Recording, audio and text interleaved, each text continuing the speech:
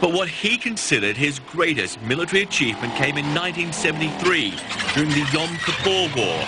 He defied orders and surrounded Egypt's Third Army. It was a turning point in the war. Sharon, the war hero turned politician, one of the founders of his conservative Likud party. He was the father of the settlements, Jewish communities built on occupied Palestinian land, condemned internationally and seen as an obstacle to peace by many within Israel. That is part of the land of Israel, and we are going to stay there forever. As defense minister, he was the architect of Israel's disastrous war in Lebanon. He ordered the invasion to stop the PLO from using Lebanon as a base for attacks on Israel. This was a misadventure and an ill-fated invasion, and Sharon was trying to play sort of superpower here and rearrange the region in a way that he thought would better help Israel. In 1983, an Israeli tribunal found him indirectly responsible for the massacre of hundreds of Palestinians at Sabra and Shatila refugee camps. It was carried out by Lebanese Christian militia, Israel's allies, and Sharon was found to have done nothing to stop it.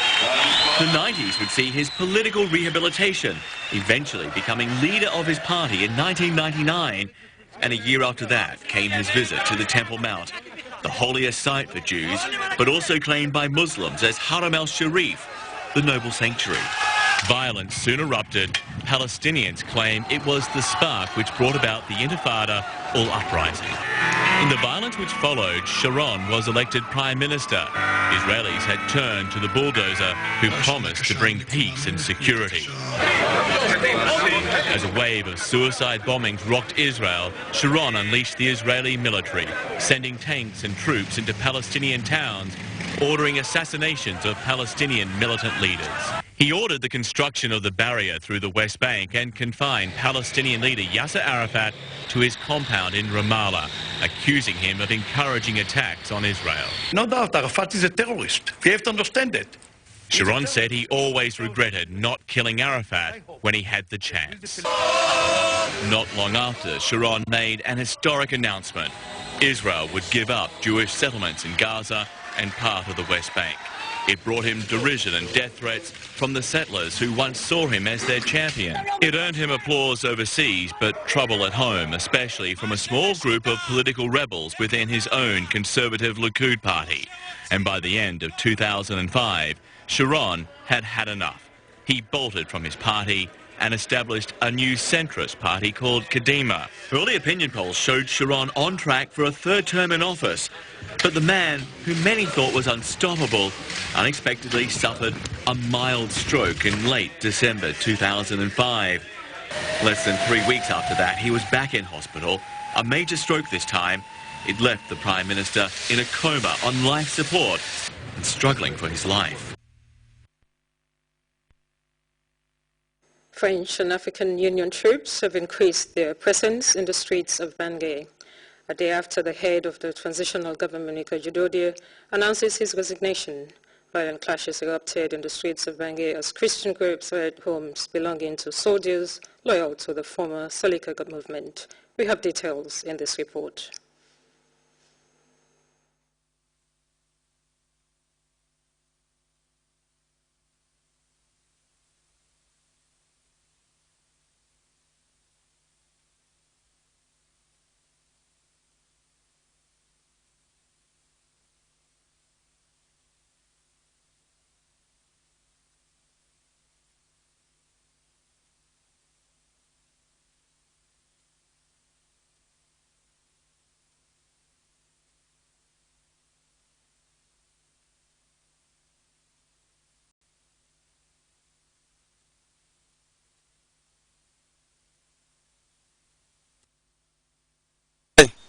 What are you doing there? We're looting. On Saturday morning, soldiers with Miska opened fire, killing one of the looters. That brings to at least 4 the total number of people that have been killed in Bangui since Michel Djotodia announced his resignation on Friday. There's a general there who's very well armed. They're throwing grenades all around the neighborhood. There are too many weapons in the hands of civilians. Michel Joturia and Nicolas Tiengaye's resignation has certainly not resolved the crisis in the Central African Republic. It now appears that Christians and Muslims in the country may no longer be able to live together in peace. When Joturia came to power, he massacred Christians. He instigated a spirit of discrimination between Muslims and Christians. Seleka ruined everything. We cannot accept preconditions from Seleka. The only preconditions that Seleka will demand is the laying down of weapons. A new transitional president and prime minister are expected to be designated in the coming days. The new leaders will have to focus on trying to find a solution to the crisis in the Central African Republic. This to end months of interreligious violence between Muslims and Christians. We now take our second break.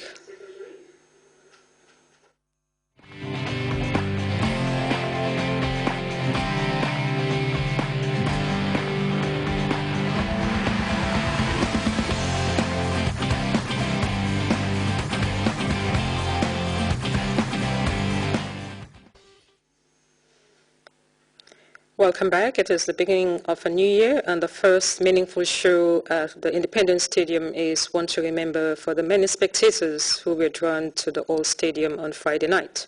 Babukar Senghor was among the multitude of spectators and tells us about the opening day of a sporting tournament that has even been celebrities at his buzzing.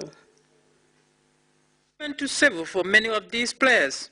For it is not too often that such events draw people of diverse walks of life, but this exciting 3-on-3 basketball tournament did just that. School children, and a lot of them and many in sporting mood, civil servants and in this case, officials from the Ministry of Foreign Affairs, U.S. Embassy staff, and corporate representatives took part in the opening day of activities marking the start of the tournament. The largest share of the night was preserved for the cast of celebrity artists who turned out to add spice to the tournament. This is a stage meant to celebrate talent, and there was abundance of gifted players in the various groupings, among them the multi-talented figure of rapper Killer Ace. Me and basketball have a connection since I was a little kid. I've been playing basketball since I was a little kid. I was part of my school team in junior high school, and basketball is something that I really love. So it's just bigger than me being an artist, but it's something that I also connect to. How excited are you walking down here, see all these people, you know, watching, at the same time participating in basketball, and you yourself playing in the game? Yeah, absolutely. This is what we need. We need to develop basketball in the Gambia because football dominates the sports scene in the Gambia. But I believe there should at least be a balance to the extent where Gambia can compete in the international tournaments, have a Gambian playing in the National Basketball Association, which is the NBA. We need that. We need to actually develop basketball and put more effort into it, you know, because basketball is it's among the highest paying sports in the world. We know that, you know, and it's something that can actually develop Gambia as itself. It can expose Gambia. So I believe that we need to work hard to develop basketball. For Basketball Association members, this is a moment to put in plans for the future development of the game in the Gambia. Thank you very much. Like I said, every year the basketball is coming back and it's growing. And first of all, I really want to thank everybody for coming. And if you look at the turnout today, almost 80% of them are youth. And this is what we're trying to get, the youth to come back and to play basketball. I'm excited. And basketball is here to stay again. And I just want to encourage everybody to support basketball. And we still need assistance in the sense of infrastructure. And I want to thank the embassy for providing us the opportunity for us to be able to play this game here. The infrastructure is beautiful. And we're just excited. I'm lost for words. The tournament, which began last year, has the support of the U.S. Embassy in Banjul, and also saw a number of Peace Corps volunteers helping improving the skills of basketball coaches and players through periodic clinics. You know, I wasn't here last year for this. I missed it. And I am very excited to be here for the second tournament that we're sponsoring, along with the Gambia Basketball Association, with our Peace Corps volunteers. The atmosphere down here is just fantastic. Do you see a future for the game in this country?